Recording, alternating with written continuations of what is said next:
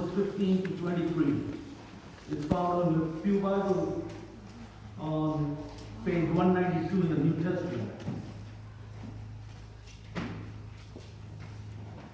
I have heard of your faith in the Lord Jesus and your love toward all the saints. And for this reason, I do not cease to give thanks for you, as I remember you in my prayers. I pray that the God of our Lord Jesus Christ, the Father of glory, may give you a spirit of wisdom and revelation as you come to know him, so that with the eyes of the heart enlightened, you may know what is the hope in which he has called you, what are the riches he has of his glorious inheritance among the saints, and what is the immeasurable greatness of his power for us who believe, according to the working of his great power. God put his power to work in Christ when he raised him from the dead and seated him at the right hand in the heavenly places, far above all rule and authority and power and dominion, and above every name that is named, not only in this age, but also in the age to come. And he has put all things under his feet, and has made him the head over all things for the church, which is his body, the fullness of him who fills it all. The word of God for the people of God. Thanks be to God.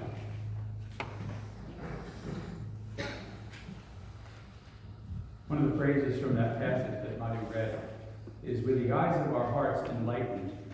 And there may be no better phrase to describe the heart of a saint.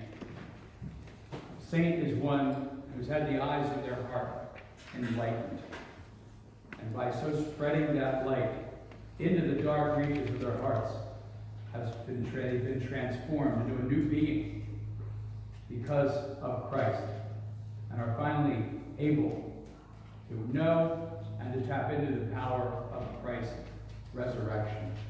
This day, this All Saints Sunday, is about those who have hearts that have been enlightened, and those who allow that light to shine forth from their heart through their lives, to light the shadows in ours, and that we go forth from this place as saints ourselves to light up a world where there are so many shadowy places, so many challenges, and yet a world which is God's, has always been God's, and will always be God's, as we build his kingdom on earth. This is just a brief reflection on the lives of two of God's saints.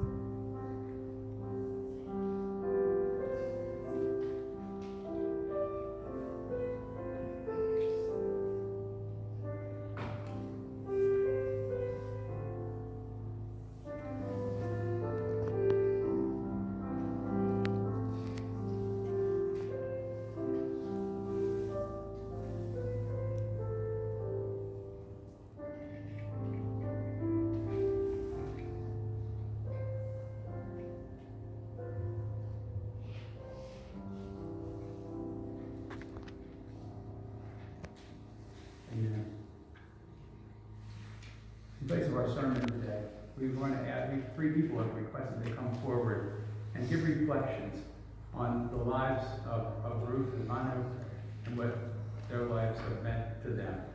So, Dr. Would you start us, please? Thank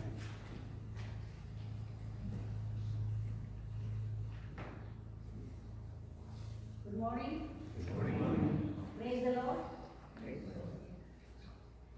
Can you all hear me? Yes.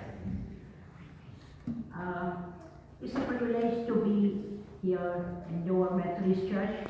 I have been invited many times, but today is a special day. Thank you to Manubhai and Pastor. Thank you for inviting me. And to share for the life of Reverend Manubhai Christian and his wife. You know, it's very nice that we live our life on this earth, but to live our life glorifying God and praise the Lord and live our life like a saint is very important. And also it's very important to remember those kind of people who serve the Lord with their heart, mind, and soul. So it's my privilege to speak few words about the wonderful people, the brief life sketch of late Reverend Manubhai and Ruth V. Christian. Reverend Manubhai V. Christian was born and raised in a village called Ajalpura, which is a small village of Gujarat in India. And he's a pioneer parent, so his father was Reverend. I remember him as a little girl, that his parents, like we call it Dada, grandparents, they come and very, very dedicated. His father also was a reverend. And Reverend Virjibai, Natubai, and Rataniben of Nadia. They served very faithfully in Master's Vineyard in Gujarat conference, and they never fell in love. And spiritual and social ministry had encouraged Reverend Manubhai greatly in shaping the life of Manubhai, and parental contribution is unforgettable. It's very important to have a parents who leads the children into the right direction, because when the children are growing up, it is a duty of the parents. And I remember that Viji Dada did so much for their family and the community. And Reverend Manubhai studied at Methodist Mission Boys Hostel, Hill Memorial High School at Vadodara, which is a part of Gujarat, following which he joined our military accounting department under the Ministry of Defense. He later worked as an Organ factory at Pune, Maharashtra, that's a part of India. Reverend Manubhai had a vision to serve the Lord in various capacities. He believed strongly in Christian community unity, and he wished to have an ideal family. Those wishes are very important, to work with a community. It is very difficult to work with a community as one person, because everybody has a different, but I remember him as a little girl, and when he came to Brooklyn, how much he will go to people's house and pray for them and work with them. So he continued missionary work where he lived until 1948. Manubhai married to Ruth Ben, and they started their life in Mumbai. She was a teacher by profession and served as a teacher for 8 years in India. 1956, when Manubhai was transferred to Pune, Mrs. Ruth Ben preferred to live in rental house rather than stay in a government facility, because she wanted to raise the family in a simple way. God gave them 4 sons and in their family who were brought up into wonderful Christian culture way, and they are all flourishing well in all the respect in America. Reverend Manubhai was led by constructive writing and ministry. He had authorized and written 20 books, including novels and historical books, and elsewhere served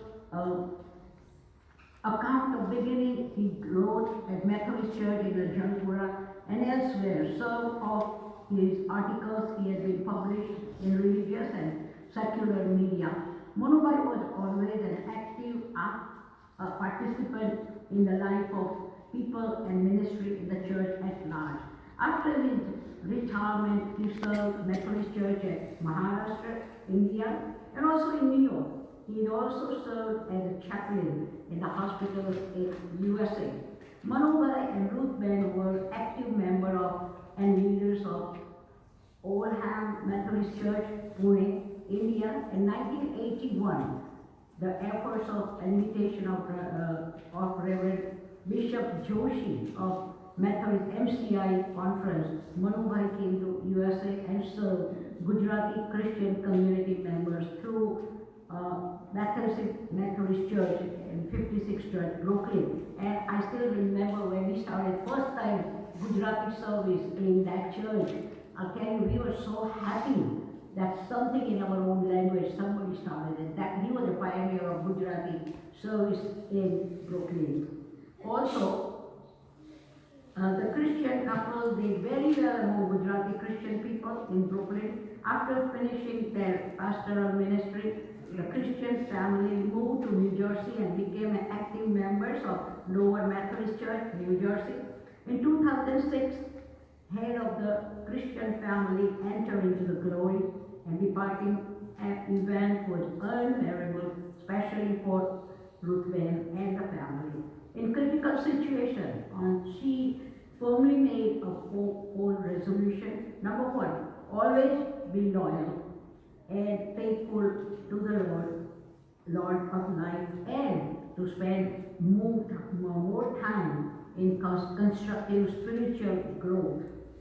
To continue to American Christian newsletter started by her husband, and to take care of their children, grandchildren, and lead the family in the fear of the Lord. In 18 March 2017, at the age of 92 years, she passed away, and her funeral was indeed an occasion of inspiring Christians, witnessing a tanning by a huge crowd. Ajalpura, it's a town in Gujarat. He wrote a book, At the Feet of Christ, most inspiring and masterpiece of wonderful book written by Reverend Manubhai Christian, still manifests the meaningful life of author.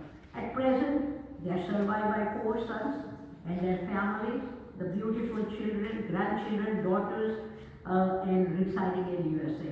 The ideal legacy, even living message, and lived out wonderful Christian life for all late Manubhai and Ruth may bring more fruits in the name of Jesus Christ. So be it. God bless you. Mr. Robert Palmer would like to share some words.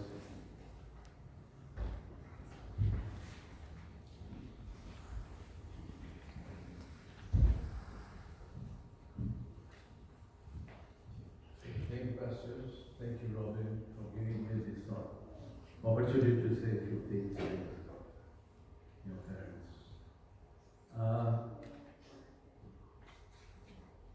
When we reach at the age of 65, 66, then we think about retirement.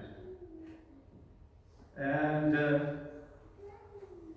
Manubhai must have thought about the retirement, what he will do in future, where he will live and what he will do. But God's purpose for his life was totally different. He retired from the one life and started again another life. He came to this country and we had a need. I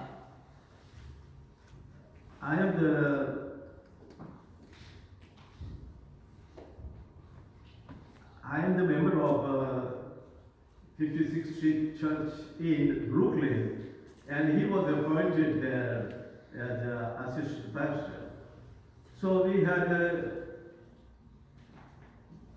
good people there that we can work with them. And Manubhai was so enthusiastic to work with the people and so on. So Manubhai became the assistant pastor for that church, and took the responsibility of the Indian people, so he can help in every way to our Gujarati Indian people. Manubhai was always happy to help the other people. He established the Gujarati church in Brooklyn, and we had every Sunday after regular service we have our Gujarati church, and Gujarati people get together and glorify the God. So he was the man with deep conviction, because he had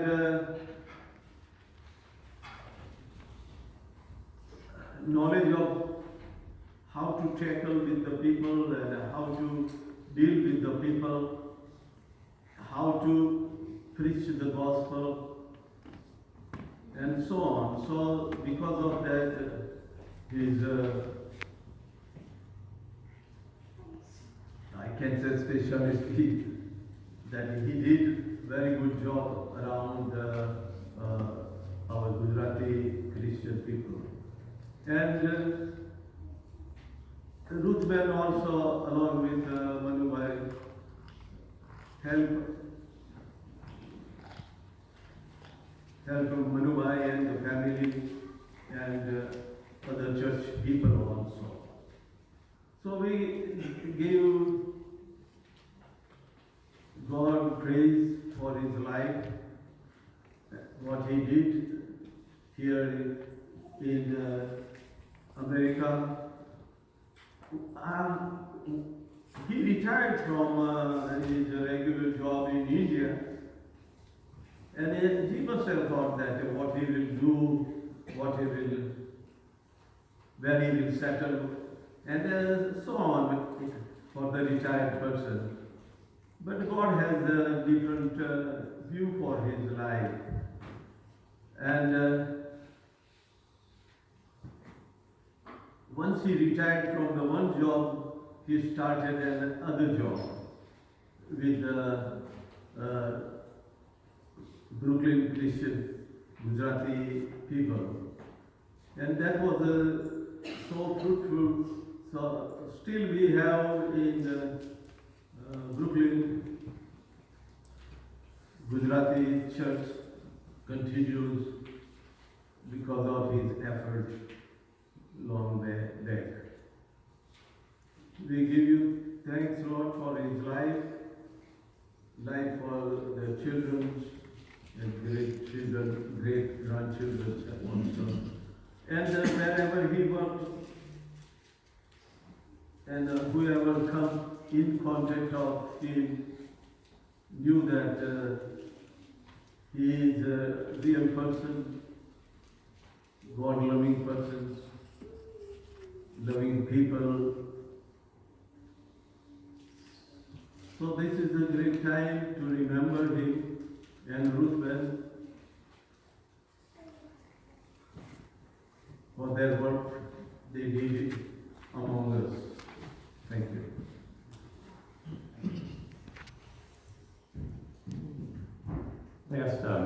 Last Sunday when we were talking about doing the service, Sanjay came up to me and goes, "I want to talk." And he feels called to say a few words himself. So Sanjay, come on up. Thank you.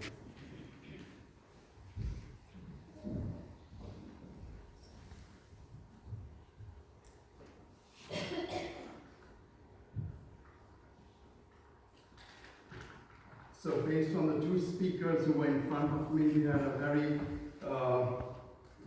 strong connection with Reverend Christian and Ruth Handy, as I call. So by the time I finished speaking, I could picture one of these things will happen. Either the Christian family will excommunicate me, or stop me from using this pulpit. So, good morning, everybody. Good morning. So my recollection of Reverend Christian and Ruth Auntie, as I called her, is based on my contact with them growing up in Brooklyn.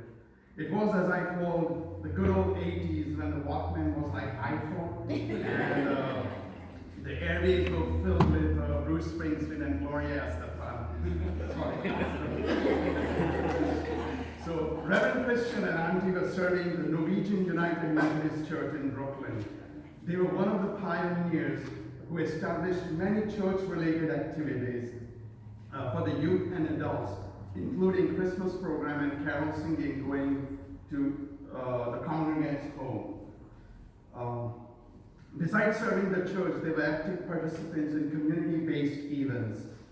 Chief among them was the inter-religious gathering where they prepared and chaperoned us, the youths, to participate or represent our faith.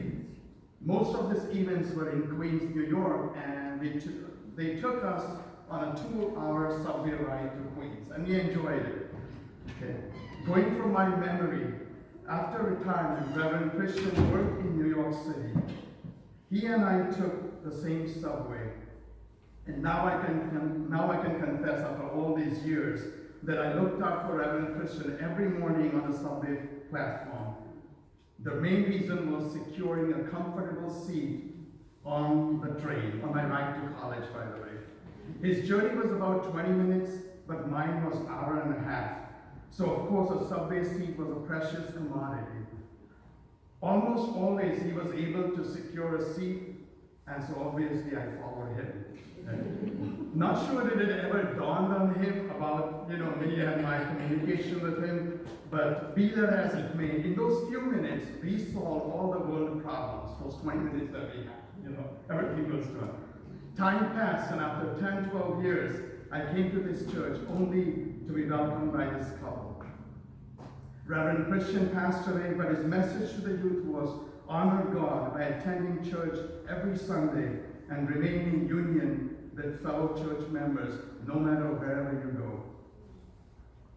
Fast forward another couple of years later, I visited Ruth Auntie during her stay at the JFK hospital. We reminisced in the good old days her involvement in that Brooklyn church and the time she worked with my mom in the Norwegian Christian home in Brooklyn. Soon after that, she too passed away. I consider myself fortunate to meet and have a relationship with these two fine people. I will always remember them as they have made a mark in my life story. I thank God for them and the legacy that they have left behind. And so finally, as we all know our loved ones who have gone before us, that remembering them is easy. We do it every day. Missing them is a heartache that never seems to go away. Thank you. Thanks to all three.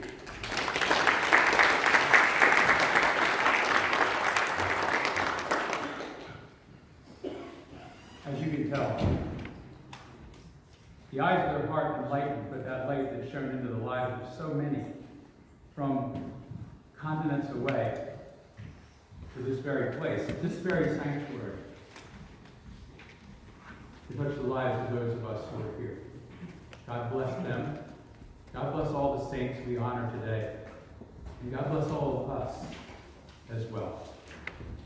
Will you turn with me to page 15 in your hymnal as we prepare our hearts to receive communion.